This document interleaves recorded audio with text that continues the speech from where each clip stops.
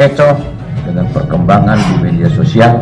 Bahkan jangan coba-coba apabila ada kelompok radikal yang masuk di tubuh TNI Angkatan Darat. Saya kira itu agak berlebihan dan keterlaluan. Ini orang-orang yang mengambil keputusan ini seperti nggak ngerti sejarah. Dan ini pasti melukai umat Islam. Karena siapa sih yang dianggap terpapar radikal itu pasti umat Islam. Penganut radikal itu atau radikalisme itu memang bukan agama tertentu, sehingga mungkin perlu dicari sebutan lain. Betapa bahwa kaum penganut radikalisme itu bukan penganut agama tertentu. Siapapun kasat asal bukan dudung, diserukan untuk diboikot kepada seluruh umat muslim, siapapun saja kasat asal bukan dudung gitu. ABD asal bukan dudung. Lebih sebuah panduan bahwa pendekatan untuk deradikalisasi itu pendekatan yang bersifat komprehensif, tidak hanya pendekatan keamanan, Dan segan untuk menindak secara hukum pada prajurit yang terpapar. Bijak kalian di dalam menyikapi media sosial, terutama yang memberikan pengaruh-pengaruh radikalisme kepada tubuh TNI Angkatan Darat. Kenapa sih aku dibilang radikal? Heran, karena kan aku emang udah radikal gini. Ketika lahir udah dikenalin la ilaha illallah. Itu radikal banget. Itu radikal banget gitu. Jadi ya udah, so what gitu. Ini mau memojokkan umat Islam. Itu kebijakan Islamofobia menurut saya. Jadi seharusnya tidak perlu dilakukan. Bukan begitu cara mengatasi itu. Dan bukan itu pokok persoalan. Pokok persoalan kita tuh di ekonomi kok. Nggak ada orang Indonesia yang radikal dan teroris itu menurut saya. Ya, itu dibikin-bikin aja.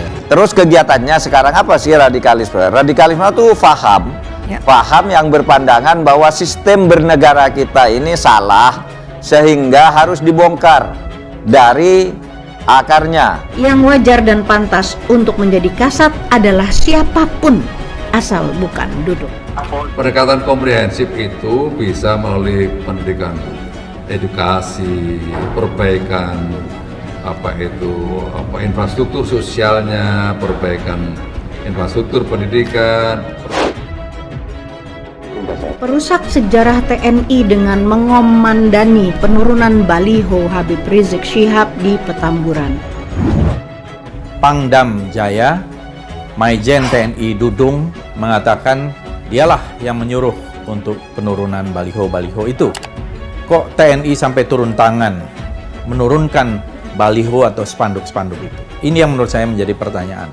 Nah, radikalisme ini pada tahapan tindakan, yaitu biasanya bisa menjadi tindak kekerasan, membangun permusuhan dengan orang lain. Orang yang tidak sependapat dengan dia dianggap musuh dan selalu disalah-salahkan. Ayo revolusi sekarang juga. Ayo revolusi sekarang juga.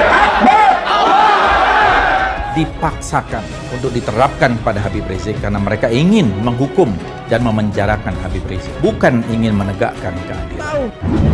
Ada 4 masalah besar yang menjadikan Dudung Abdurrahman tokoh kontroversial sehingga menjadi tidak layak menjadikan. Kalau di kalangan agama itu lalu menjadi antara lain bentuknya takfiri. Takfiri itu artinya kelompok yang selalu mengkafirkan orang lain yang berbeda dengan dia. Politisi Partai Gerindra Fadlizon turut mengomentari terkait pencopotan baliho Rizik Syihab oleh sejumlah anggota TNI di Jakarta. Menurutnya, hal itu bukanlah kewenangan TNI. Seperti diketahui, polemik pencopotan baliho bergambar Rizik Syihab terus bergulir setelah Pangdam Jaya Maijen TNI Dudung Abdurrahman memerintahkan jajarannya untuk melakukan hal tersebut. Pernyataan ini ia sampaikan dalam akun Twitternya @fadlizon pada Jumat 20 November 2020 seperti dilansir oleh Warta Kota Live. Dalam cuitannya, Fadlizon menyebut TNI tidak berhak untuk melakukan penertiban baliho. Hal ini lantaran berada di luar kewenangan dan juga tupoksi TNI. Fadlizon pun meminta agar TNI tak terseret semakin jauh dalam arus politik. Ia bahkan menyinggung soal dui fungsi APRI. Pak Dudung mungkin terkenal dengan peristiwa penurunan baliho dari Habib Rizik Syihab. Menurunkan baliho Habib Rizik itu perintah saya. Itu perintah saya. Baru-baru ini, Kepala Staf Angkatan Darat, KSAD Jenderal Dudung Abdurrahman, mengumpulkan ribuan personel TNI Angkatan Darat yang berada di bawah Mabes Angkatan Darat dan Kodam Jaya. Dalam apel pasukan yang digelar kemarin pada Selasa 25 Januari 2022 itu, Dudung menjelaskan, apel pasukan itu digelar karena pihaknya mendapat informasi terkait pergerakan kelompok radikal. Saya ingin menyampaikan bahwa hasil Rapim Kemhan, banyak kelompok-kelompok radikal sudah masuk ke beberapa elemen masyarakat, ujar Dudung dalam arahannya kepada prajurit. Hasil Rapim Kemhan bahwa kelompok-kelompok radikal sudah masuk di beberapa elemen masyarakat. Menurut Dudung, gerakan kelompok radikal itu saat ini sudah sangat mengkhawatirkan. Kelompok radikal telah memasuki hingga ke sekolah-sekolah dan kampus-kampus, sehingga mengancam generasi muda, baik mahasiswa maupun elemen yang lainnya, kata Dudung. Baik mahasiswa maupun elemen-elemen lain. Dudung menginstruksikan kepada seluruh TNI Angkatan Darat di seluruh tanah air agar tetap siaga dengan kebangkitan gerakan radikalisme. Oleh karenanya saya perintahkan kepada seluruh jajaran Angkatan Darat agar mengantisipasi, agar peka terhadap perkembangan-perkembangan tersebut. Peka artinya peduli dan kalian berkarakter. Begitu juga kalian kalau sudah kalian ketahui, segera koordinasikan dengan pihak kepolisian. Dia mengatakan bahwa perkembangan kelompok radikal sangat cepat. Mereka berkembang hanya dalam hitungan menit. Oleh karena itu, jangan sampai pernah ragu-ragu, harus kalian tahu tempat, lokasi, dan sampai koordinatnya, di mana kelompok-kelompok mereka, ujar Dudung. Perkembangan kelompok-kelompok radikal, hitungannya sudah bukan hitungan jam, hari, tetapi hitungannya sudah menit. Oleh karenanya jangan pernah ragu-ragu, harus kalian tahu di mana tempat, lokasi, sampai koordinatnya, di mana kelompok-kelompok mereka. Sehingga suatu ketika nanti saatnya yang tidak memungkinkan, kalian sudah tahu di mana mereka. Lakukan pembinaan-pembinaan saat ini sehingga masyarakat diberikan suatu pemahaman bahwa kelompok-kelompok ini memang dengan sengaja akan membelah persatuan dan kesatuan bangsa. Menanggapi hal itu, politisi Partai Gerindra Fadlizon pun lantas memberikan komentar atas apel pasukan itu. Anak buah Prabowo itu justru membahas soal tugas berat pemerintah saat ini, yaitu mencerdaskan kehidupan bangsa. Salah satu tugas berat yang ada dalam konstitusi kita adalah mencerdaskan kehidupan bangsa, kata Fadlizon dikutip dari akun Twitternya pada Rabu 26 Januari 2022. Beberapa waktu lalu, Fadlizon mengomentari soal pernyataan Refli Harun yang menyebut Panglima Kostrat waktu itu, Legend TNI Dudung Abdurrahman, tidak memiliki prestasi selain menurunkan baliho Habib Rizik. Fadlizon menyoroti pernyataan Refli Harun yang menilai Legend Dudung sebagai Jenderal Merah Putih karena saking loyalnya terhadap pemerintah. Fadlizon sendiri menilai Pangkostrat Legend Dudung seharusnya bisa ditugaskan melawan separatisme yang kini tengah terjadi di Papua. Harusnya bisa ditugaskan melawan separatisme di Papua, ujarnya dikutip dari cuitan di akun Twitter pribadinya @Fadlizon.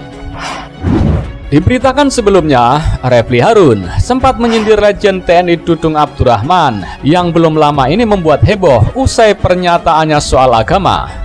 Pakar hukum tata negara itu menilai Legend Dudung hanya mengeluarkan pernyataan yang akan disukai atau didukung oleh pemerintah. Oleh karena itu, Refli Harun menjuluki mantan Panglima Kodam Jaya itu sebagai Jenderal Merah Putih. Bukan tanpa alasan, julukan tersebut dinilai Refli cocok dengan Legend Dudung yang sangat dekat dengan pemerintah. Jadi ini soal jenderal yang loyal dan dicap Jenderal Merah Putih, yang tidak fanatik dan pro Pancasila, tutur Refli Harun. Bahkan katanya melanjutkan, Dudung juga telah mendapatkan ganjaran dari sikap yang diberikan kepada pemerintah, yakni dengan diangkat menjadi Pangkostrat. Padahal, kata sang pakar hukum, Legend Dudung tidak memiliki prestasi lain selain menurunkan baliho HRS dan menantang FPI kala itu. Dengan politik itu, ganjarannya sudah dapat. Padahal dalam masa seperti itu tidak ada prestasi lain selain turunkan baliho, menantang perang FPI dan Rizik Syihab, katanya lebih lanjut. Dudung tahu betul pernyataan mana yang mau didengar pemerintah saat ini.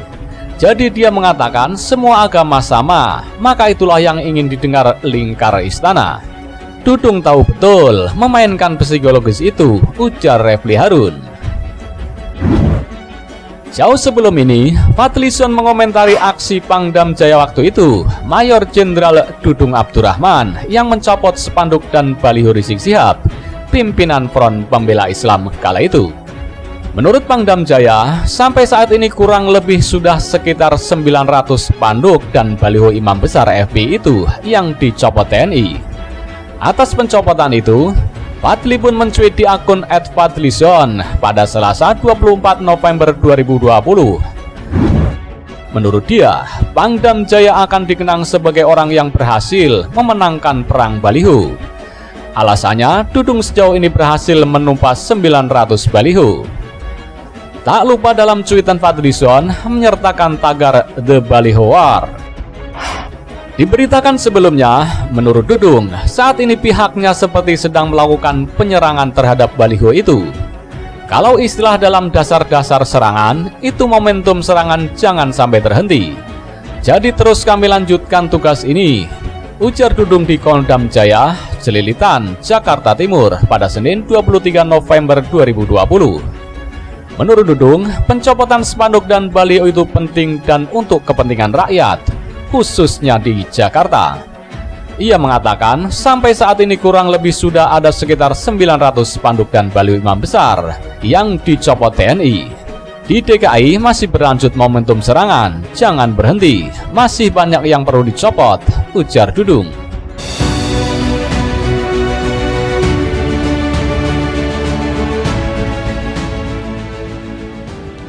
TNI Angkatan Darat sangat strategis dan tentunya kita akan siap menghadapi hal-hal tersebut yang mencoba mengganggu Pancasila, karena di dalamnya adalah persatuan Indonesia.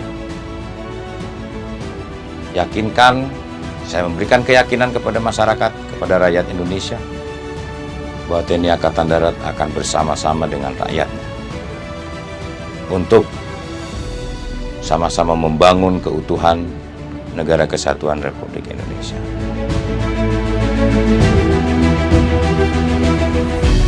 Babinsa kita itu ada 5 kemampuan teritorial. Ya, salah satunya kegiatannya adalah deteksi dini, cegah dini, temu cepat, lapor cepat. Itu setiap hari dilakukan.